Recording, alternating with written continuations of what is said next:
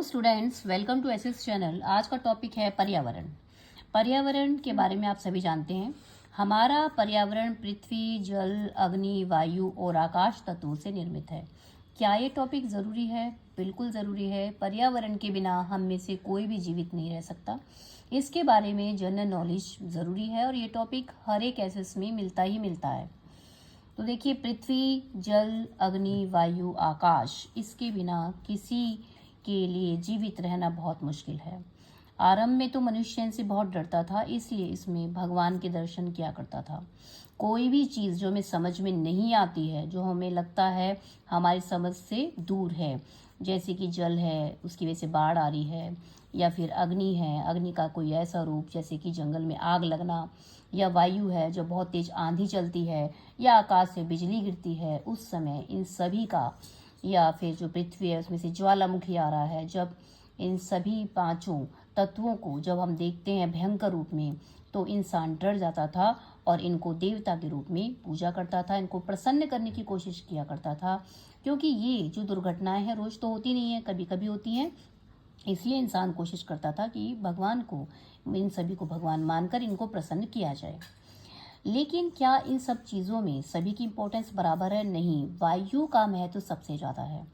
क्यों? क्योंकि वायु के द्वारा ही हम सांस ले पाते हैं और जीवित रह पाते हैं। एक बहुत ही इम्पोर्टेंट चीज़ की रूप, गंध, स्पर्श, ये सब हमें पर्यावरण की देन है। लेकिन जो इंसान है वह कहता है इन सबसे ज़्यादा ज़रूरी है वह, इसलिए उसने सभी का शोषण करना शुरू कर दिया। जल का भी, थल का, अंतरिक्ष, वन, पर्वत, वनस्पति, खनिज संपदा, सभी को अत्यधिक मात्रा में इस्तेमाल करना शुरू कर दिया। उसने नहीं देखा कि जल का कैसे इस्तेमाल करना है, जमीन का कैसे इस्तेमाल करना है। अगर वह कृषि कर रहा है तो उसमें बहुत ज़्यादा कीटनाशक, उर्वरक यूज़ कर रहा है। जल को कभी बिजली के लिए इस्तेमाल कर रहा है, कभी उसको प्रदूषित कर रहा है। अंतरिक्ष में भी यहाँ तक उसने पर्यावरण को प्रदूषित कर दिया है। वन की अंधाधुंध कटाई हो रही है। जो पर्वत है वहाँ पर भी गंदगी फैला रखी है। वनस्पति और खनिज संपदा का इतना ज़्यादा इस्तेमाल कर रहे हैं इंसान ने किया कि वह अब बहुत अधिक मात्रा में उसका विनाश हो चुका है। अब दूसरे ग्रहों तक भी इंसान पहुंचना चाहता है और वहाँ का भी शोषण करना चाहता है। इन सब का परिणाम हुआ कि अतिवृष्टि, अनावृष्टि, यानी बहुत ज़्यादा बारिश होना या बारिश ना होना, अलग अलग जगह पर इसके अलग अलग परिणाम हो रहे हैं। ओले पड़ रहे हैं, धरती की उर्वरा शक्ति में कमी आ रही है, वनों में आग लग रही है, सुनामी आ रही है, बिजली गिर रही है। यानी जब प्रकृति को छेड़ा जाएगा तो वह उसका विनाश, इंसान का विनाश पक्का है, वह अपने विनाश का रूप अवश्य दिखाती है। पृथ्वी पर गर्मी बढ़ रही है, ओजोन की परत में छेद हो रहा है।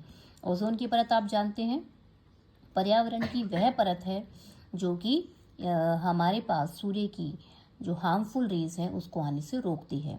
वनों की कटाई हो रही है, वनस्पतियों की जो प्रजातियां हैं, यानी बहुत सारी ऐसी प्रजातियां, वनस्पति जो अपने आप उगाती हैं, जो हमारे लिए दवाइयों का काम करती हैं, ऐसी वनस्पति खत्म होती जा रही हैं। अब कूड़ा कर सभी स्थानों पर फैल रहा है।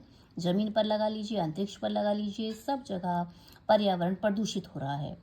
लेकिन हमें बचत की प्रवृत्ति को छोड़ना होगा। इंसान को जोड़ने की पड़ी रहती है। वह ऐश्वर्य में रहना चाहता है, इसके लिए चाहे उसे प्रकृति का दोहन करना हो, कुछ भी करना हो, वैसे पीछे नहीं हटता। लेकिन हमें प्रकृति के पास रहना सीखना होगा, उसकी महत्ता को सीखना होगा, तभी हम पर्यावरण को बचा सकते हैं, यानी इंसान के जीवन को बचा सकते हैं। Please subscribe my channel. Thank you.